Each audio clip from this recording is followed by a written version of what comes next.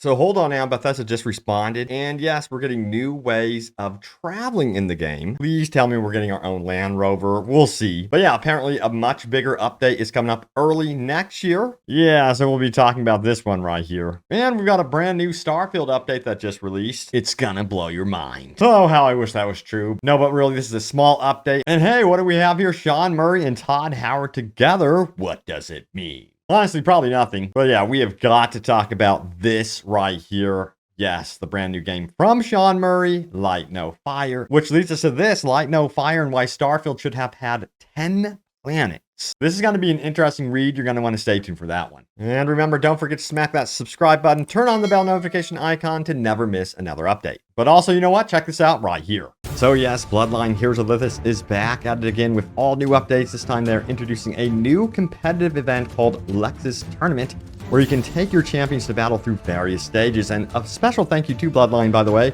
for sponsoring this video. And what is Bloodline's Heroes of Lithis, you ask? Well, it is a dark fantasy RPG game with impressive graphics. In the game, you can marry two bloodlines together, which can result in over 1,000 possible fantasy hybrids like demons, orcs, demigods, and even vampires, dragonborn, that inherit the traits and visual features of their parents and family tree. You can even create your own unique legendary champions by combining many bloodlines together, raising heirs with companions, waifus, and yes, you can switch genders of companions freely too. New bloodlines are also released every 2 weeks to keep the game updated constantly. So yeah, join me right now and download Bloodline's Heroes of Lithis for free by clicking my link in the description below, or scan the QR code on the screen and receive an amazing starter pack worth $20. And with the Lexus Tournament, you can deploy champions in a competitive event with the goal of winning battles and advancing through various stages. It's a prestigious tournament too, because only players who have played the game over 120 days are qualified to join the Lexus Tournament. The tournament features a rotating tournament aura, champion suspension voting, a qualifying stage where players gain or lose arena points, and the top 64 players enter the knockout stage, followed by the final stage and grand finals. Additional elements include the wager event, allowing players to bet on finalists, and support banners, which can be used to show support for participants. With its intricate rules and strategic gameplay, the Lexus Tournament offers an exciting and challenging experience for all participants. So download Bloodline Heroes of Lithis right now for free on iOS or Android by clicking my link in the description below, or scan the QR code on the screen and get a special starter pack worth $20. Now that starter pack contains 1 summoning crystal, 100,000 in gold, and 100 diamonds, and the first 30 players to leave their in-game account ID and username in the first pinned comment section below will receive a free legendary female succubus champion, the Luxuriant, one of the best mages to carry you in the game. Yeah, first of all, we got to talk about the recent update to Starfield, which was very underwhelming. Let me tell you what, the community was not impressed at all with this one. Yeah, it fixes a weapon case issue, removes a straggler that may have become attached to your weapon. That's that rock that floats around your ship for many people. And then it says it also addresses some crashes that can occur to your save during some playthroughs. But there's this right here. There's a lot of people saying that the update with the fix for the rock floating around your ship doesn't even work in this brand new update. As you can see, another case right here. Yeah, your rock companion is still very much there for a lot of people. Oh man, it's just never ending. But yeah, it just goes to show that people were not happy for this update at all. As you can see, here's just one example of many. And it prompted Bethesda to reply, actually. As you can see right here, bigger updates coming up early next year. Let's see what Bethesda had to say right here. It says, "Hey everyone, first, we read all the feedback here and greatly appreciate it and all the time and thought you put into the game. The small update was to mostly address the pet asteroid so many asked about following our last larger update, and we wanted to get that out before the holiday. Funny enough, some people are going to actually miss their space rock buddy." It goes on to say this, "We've been hard at work on many of the issues you've been posting and expect an update early next year that will include a large number of the in-progress quest fixes, as well as FSR3 and XESS, though we fixed several quest issues from occurring. In-progress quest fixes are much harder to fix, and we've built a new system to correct those without you having to roll back your save." This is the important, juicy bit right here. It says, we're also hard on work on many of the new features you've asked for, from city maps to mod support to all new ways of traveling. Stay tuned." So yeah, granted, it's a total bummer they don't specify as to what they mean here. And then someone did say it better not be some portal that just opens up and you go through it and it's like some cheap trick. So that's the biggest worry right now. I just want to see a Land Rover, the motorcycle from Death Stranding. Give me something like that. Now it says these will be rolling out with a regular cadence of fixes and updates we expect to have roughly every 6 weeks. If something can be done in a smaller hotfix in between, like the asteroid, and we feel it's safe, we'll get one of those out as well. Safe is the key here. We do take a lot of time to test even the smallest change in the game this large and dynamic. I have to say that's smart. But yeah, I guess I have to say this. At least they're opening up a dialogue and communicating properly now. You know, previously we've been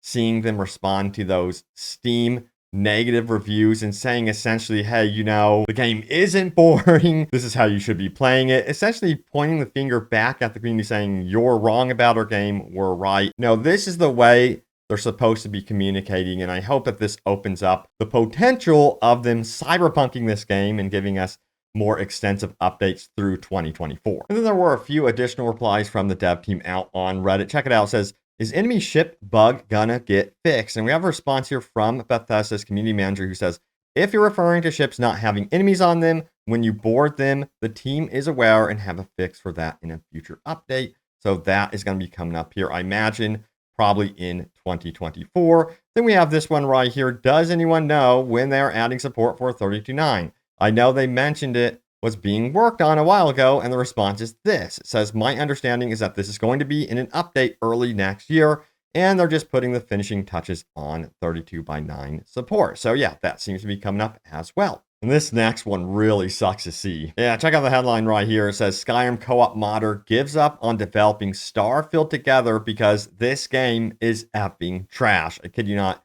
This is the headline. And let me tell you what, it was disheartening to see this because I know a lot of us are looking forward to the potential of them essentially Skyriming this game when it comes to the modding community, and to see the actual core modders from like Skyrim together saying stuff like this, it's just, man, it's not good. But yeah, then we have this right here from Kazi Desi, one of the modders of Skyrim together. He says, when Starfield released, I was hyped like a lot of people, but probably for different reasons. I spent launch day and a few days after reverse engineering the game and porting over gameplay hooks from Skyrim together to a potential Starfield together mod. I poured about 70% of Skyrim together reverse code to Starfield together. There's just one problem. This game is effing trash. After saying that, in their estimation, Starfield is boring, bland, and lacks the main draw of Bethesda games. Exploration is a lively and handcrafted world.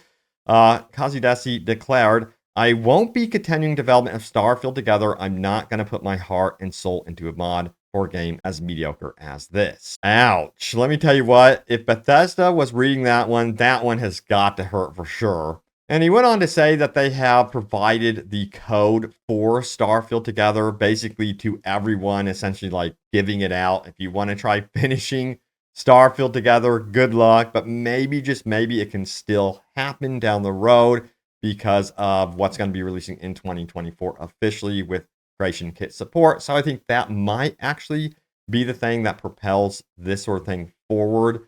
But yeah, I'm not going to hold out hope for that. And anyway, you know, I like my single player, so there's that. But there's just no way around it. It is such a bummer to see these core modding teams say this about Starfield, and it really does suck to see, and it makes me wonder what's actually going to happen when Creation Kit rolls around. If a lot of these Starfield modders or people from Skyrim modding feel this way about Starfield, they might not have that drive, that push to bring us the mods that we got in Skyrim. But yeah, we have got to talk about this. This game got me so hyped. I think this was my favorite reveal from the Video Game Awards. It looks absolutely beautiful. This, of course, is Light No Fire from Sean Murray and his team Hello Games, who, of course, brought us No Man's Sky. But if you missed it, we have this picture right here. Sean Murray posted, he called me Joe Danger Guy, and we have Sean Murray and Todd Howard together, who have both been notorious in their history of developing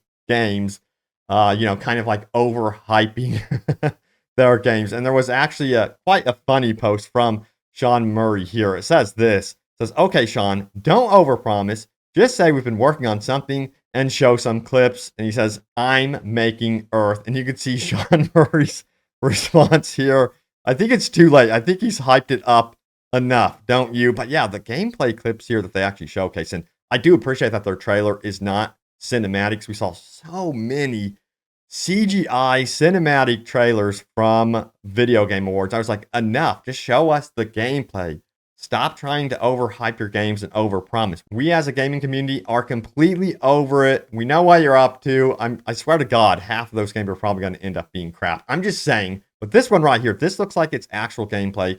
And I think the team at Hello Games has learned a ton from No Man's Sky. And I myself, I'm so impressed with what they've actually done with No Man's Sky with free updates year over year over year. And that game has become something very, very special. So, yeah, in that regard, I'm actually very hopeful for Light No Fire, but also keeping those hype levels in check. But then I saw this article right here from Forbes. It says, Light No Fire and why Starfield should have had 10 planets. And this is exactly what I've been saying the entire time. And I wholeheartedly agree with this because if you look at this one, they're going to fully flesh out this planet. And that's what we wanted from, of course, Starfield. You do not have to have 1,000 planets and go all in on quantity.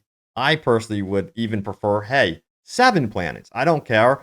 With some moon bases, as long as it's all fully fleshed out and fully realized and feels very, very detailed, in-depth. That's what I think gamers are looking for. 1,000 planets is definitely marketing buzz, but also I noticed that even before Starfield released, it caused a lot of concern, a lot of worry, and rightfully so.